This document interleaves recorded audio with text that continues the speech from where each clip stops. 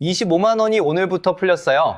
출생연도 끝자리가 1이거나 6인분들, 오늘 신청 창구가 열렸어요. 이번 주 안에 국민 70%가 순서대로 신청할 수 있어요. 정부가 이름 붙인 건 2차 고유가 지원금이에요. 1인당 최대 25만 원. 이 소식을 처음 봤을 때 저는 잠깐 멈췄어요. 오늘 이야기의 주인공은 이 25만 원이에요. 정확히는 이 돈이 왜 나올 수밖에 없었는지를 따라가다 보면 드러나는 부조예요. 그 부조 이야기를 오늘 해볼게요. 25만 원이 반가운 건 맞아요. 그런데 정부가 국민 대다수한테 현금을 직접 쥐어줘야 한다는 판단을 내렸다는 게 무엇을 의미하는지를 먼저 봐야 해요. 정부가 현금을 직접 주는 건 아무 때나 하지 않아요. 경기가 좋을 때는 안 줘요. 물가가 안정됐을 때는 안 줘요. 지원금이 나오는 건 민간이 스스로 감당하기 어려울 만큼 고통이 커졌다는 판단이 서야 가능해요. 2022년에 1차 고유가 지원금이 나왔어요. 그 해에 뭐가 있었는지 기억하는 분들이 많을 거예요. 러시아가 우크라이나를 침공했어요. 국제유가가 배럴당 130달러를 넘어갔어요. 국내 휘발유 가격이 리터당 2,000원을 넘겼어요. 그때 정부가 처음으로 이 지원금을 꺼냈어요. 그리고 이제 2차가 나왔어요. 왜요? 고통이 끝나지 않았기 때문이에요. 아니, 정확히는 고통의 원인이 바뀌었어요. 유가는 2022년보다 내려갔어요. 그런데 기름값은 내려가지 않았어요. 어떻게 된 거냐면 환율이 움직였기 때문이에요.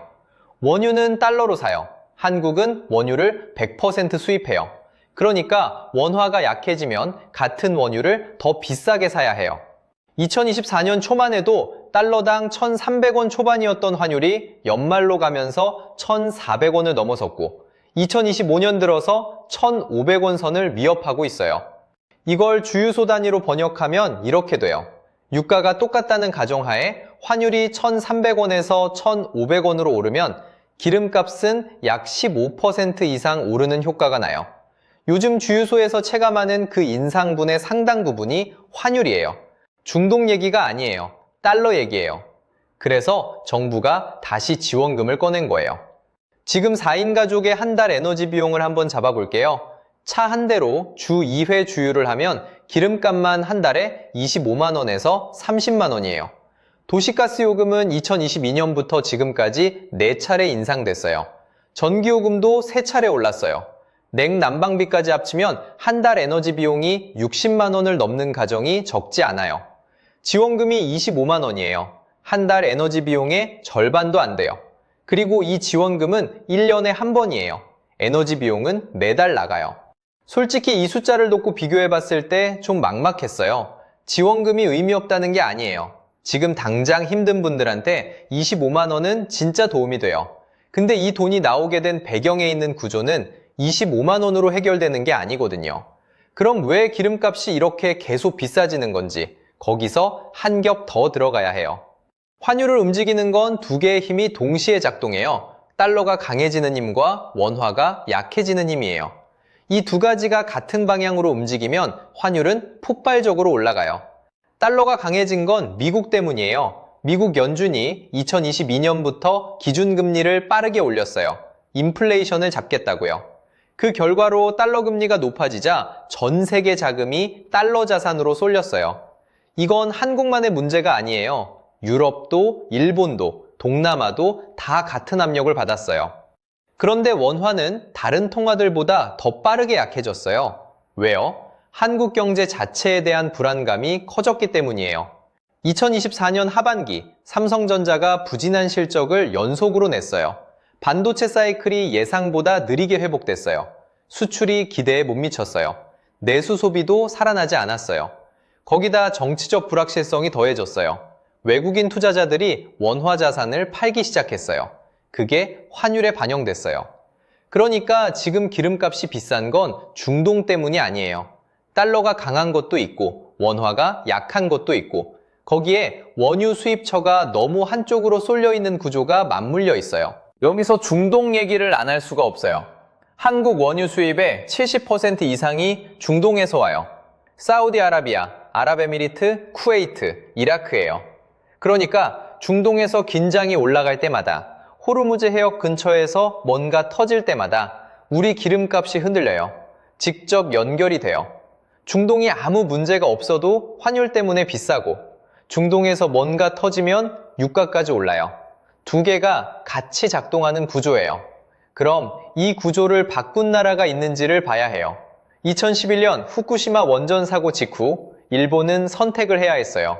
원전을 멈추면 에너지 공급 구조 전체가 흔들려요. 전기요금이 올라요. 산업이 타격을 받아요. 그런데 일본 정부는 원전을 단계적으로 멈추기로 했어요. 그 빈자리를 LNG와 재생에너지로 채우기 시작했어요. 전기요금이 올랐어요. 국민들이 고통을 감수했어요. 그 결과 일본은 에너지 공급처를 다변화하는 방향으로 구조를 바꿨어요. 비용이 먼저 올라가고 구조가 나중에 바뀌는 순서예요.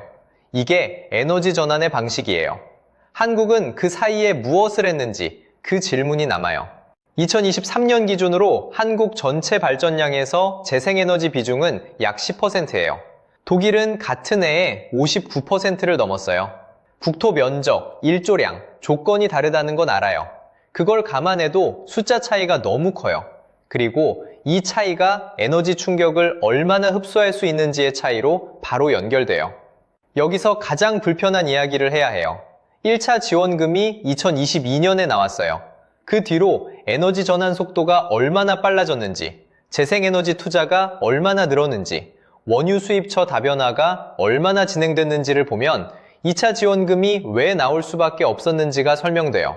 진짜 싸움이 어디에 있는지가 드러나는 지점이에요. 25만 원 지원금이 잘못된 게 아니에요. 지금 힘든 분들한테 필요한 돈이에요. 근데 문제는 이 지원금이 반복되고 있다는 거예요. 25만 원을 받아도 다음 달에 또 기름을 넣어야 해요.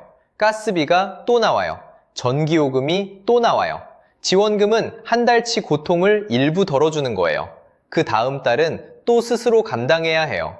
에너지 전환은 느리고 비싸고 표가 안 나요. 4년에서 5년 뒤에 결과가 나오는 싸움이에요. 선거 주기에 맞지 않아요. 그리고 그 전환 비용은 결국 국민이 일정 부분 감수해야 해요. 전기요금이 오를 수도 있고 초기 투자가 필요할 수도 있어요. 그 비용을 설득하고 감수하게 만드는 게 구조를 바꾸는 싸움이에요. 근데 지원금을 줘서 고통을 줄이는 것보다 훨씬 어렵고 복잡해요. 그러니까 정치는 그 싸움 대신 지원금을 선택하는 유혹을 받아요.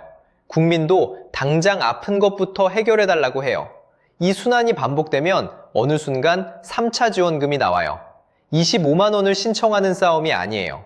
3차 지원금이 필요 없는 구조를 만드는 싸움이에요. 지원금을 받은 뒤에 그 돈으로 기름을 넣는 순간 다음 달도 같은 기름을 같은 값에 넣어야 한다는 걸 우리는 이미 알고 있어요. 그게 지금 우리가 서 있는 자리예요. 다음 위기는 예고 없이 오지 않아요. 지금 25만 원 받았다는 그 안도감 속에 이미 들어와 있어요. 여러분은 3차 고유가 지원금이 나올 거라고 생각하세요? 아니면 이번에는 구조가 바뀔 거라고 생각하세요? 댓글에 한 줄만 써주세요. 저도 다 읽어요. 그리고 다음 편에서는 이 에너지 의존 구조와 이어지는 더 큰 이야기, 한국이 원유 가격 충격에 이렇게 취약한 진짜 이유를 들여다볼 거예요. 구독해두시면 올라오는 날 바로 보실 수 있어요.